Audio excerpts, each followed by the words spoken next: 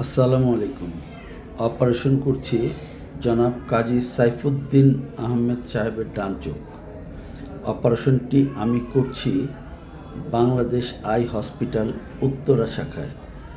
ছানিটা দেখেই বোঝা যাচ্ছে যে ছানিটা অনেক বেশি ম্যাচিওর হয়ে গেছে। আমাদের ডাক্তারি ভাষায় আমরা এইটাকে বলি ইনটিউমেসেন্ট ক্যাটারেক্ট, অর্থাৎ ছানিটা ফুলে ফেপে অনেক মোটা হয়ে গেছে আর সাদা হয়ে গেছে। এখন এই ছানির অপারেশন করতে স্বাভাবিক নিয়মেই আমি একটা সাইড পোর্ট করছি। সাইড পোর্ট করে আমি এর মধ্যে একটু রং দিয়ে অ্যান্টেরিয়র ক্যাপসুলটাকে স্টেইন করব। এই অপারেশনটা আমি দেখাচ্ছি মূলত যারা অপারেশন শিখতে চায় তাদের জন্য। যারা অপারেশন পারে তারা হয়তো এর গুরুত্ব কম দিবে বা ভাববে, দরকার নাই, কিন্তু যারা শিখতে চায় তাদের জন্য হয়তো উপকার হবে। সিস্টোটোম তৈরি করছি ক্যাপসুলোরেক্সিস করার জন্য।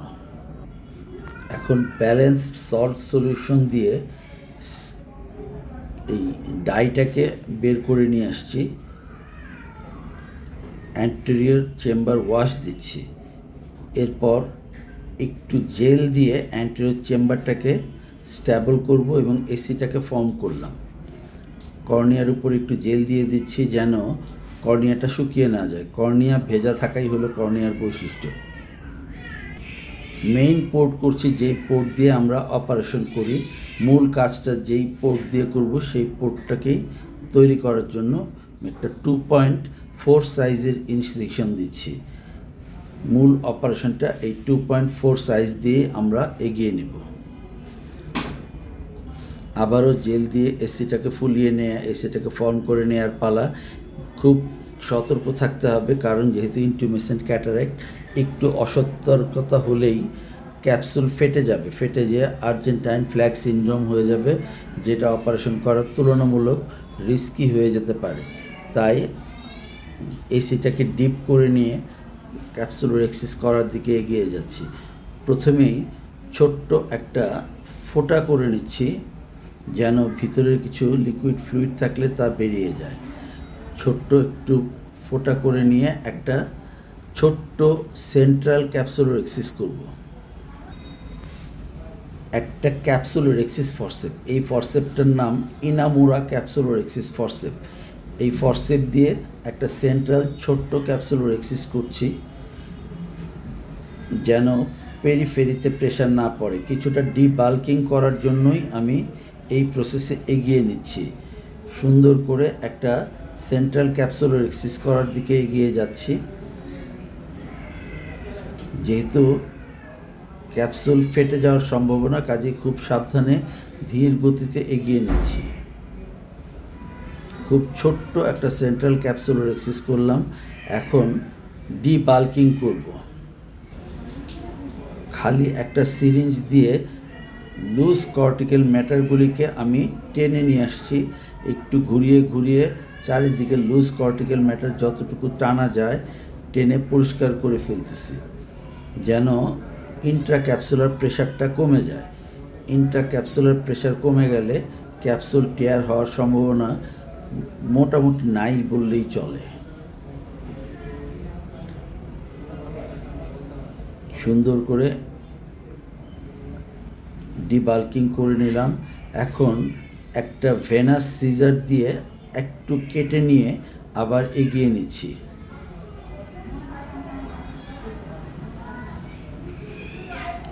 এবার একটা বড় ক্যাপসুলোরেক্সিস 5 বা 5.5 সাইজ, নিয়ারলি এই সাইজের একটা ক্যাপসুলোরেক্সিস করলাম। খুব সুন্দর একটা রাউন্ড রেগুলার ক্যাপসুলোরেক্সিস হয়েছে, যেটা ফ্যাকোর জন্য অনেকটা নিরাপত্তা দান করে। এইবার আমি অপারেশন শুরু করছি। এই অপারেশনটি আমি করছি বাংলাদেশ আই হসপিটাল উত্তরা শাখায় বিশ্ববিখ্যাত ওটলি কোম্পানির ফারোস মেশিন দিয়ে। আমাদের এই হাসপাতালে সাপোর্টিভ মেশিন রয়ে গেছে। আমাদের এখানে সেঞ্চুরিয়ন গোল্ড মেশিন আছে, আমাদের এখানে ফারোস মেশিন আছে, আমাদের এখানে কনস্টিলেশন মেশিন আছে। যে কোনো সময় সমস্যা হলে আমরা যে কোনো মেশিনকে কাজে লাগাতে পারি। এই ক্যাপসুল, এই লেন্সটা যেহেতু ইন্টুমেশন ক্যাটারেক্ট ছিল, এটা পোস্টেরিয়র ক্যাপসুলের উপরে আমার কোনো সাপোর্ট নাই, তাই অনেকটা ডাইরেক্ট চপের মতন করে আমি এই ফ্যাকোটা করছি যেন লেন্সের উপরে বা পোস্টেরিয়র ক্যাপসুলে জনুইলে কোনো চাপ না পড়ে, কারণ স্বাভাবিকভাবেই এটা খুব রিস্কি অপারেশনটা স্থিরভাবে খুব শান্তভাবে এগিয়ে নিচ্ছি। দেখা যাচ্ছে যে আমি আস্তে আস্তে করে নিউক্লিয়াসটাকে ইমালসিফাই করে বের করে নিয়ে আসছি। নিউক্লিয়াস ইমালসিফাই প্রায় হয়ে গেছে। নিউক্লিয়াস একটু জেল দিয়ে সেটাকে আবার ডিপ করে নিলাম, নিউক্লিয়াস ইমালসিফাই করলাম।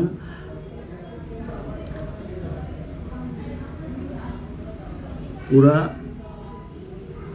ছানি বলতে যেটা বোঝায় সেটাকে বের করে ফেললাম। এখন কিছু লুজ কর্টিক্যাল ম্যাটার আছে যেগুলিকে যতদূর পারি পরিষ্কার করে দিব। ইরিগেশন অ্যাসপিরেশন আইএ ক্যানুলা এর মাধ্যমে লুজ কর্টিক্যাল ম্যাটারগুলিকে পরিষ্কার করে দিলাম। এবারে ভিতরে লেন্স দেওয়ার পালা, জেল দিয়ে একটু এসি আবার ফর্ম করে নিলাম। এটা একটা প্রি লোডেড লেন্স, যেই লেন্সটা ভিভেনেক্স ইমপ্রেস নামে পরিচিত। এই লেন্সের বৈশিষ্ট্য হলো এটা দিয়ে মানুষ দূরে তো পরিষ্কার দেখেই, কাছেও অনেকটা ভালো দেখে, যার জন্য এইটাকে আমরা অনেকটা ইডফ লেন্স বা এক্সটেন্ডেড ডেপথ অফ ফোকাস লেন্সের মতো করেই ব্যবহার করি। এবং আমি এই লেন্সটা দিয়ে বেশ কয়েকটা রোগীকে অপারেশন করেছি। তারা খুবই হ্যাপি যে এই লেন্স দিয়ে অপারেশন করার পরে তারা দূরেও ভালো দেখে, কাছেও মোটামুটি ভালো দেখে। এবং আমি এই লেন্সটাকে প্রেফার করি। ইয়েলো লেন্স, যেটা সূর্যের ক্ষতিকর দিকটাকেও প্রতিহত করে। সুন্দরভাবে অপারেশন শেষ। এখন কিছু জেল ছিল, অতিরিক্ত জেলগুলিকে পরিষ্কার করে দিচ্ছি। লেন্সের পিছনে যে জেল ছিল সেটাও পরিষ্কার করে দিলাম। এখন হাইড্রোসিলিং এর মাধ্যমে আমরা যে ফোঁটাগুলি করেছি তা বন্ধ করে দিচ্ছি। খুব সুন্দর অপারেশন হয়ে গেল। এখন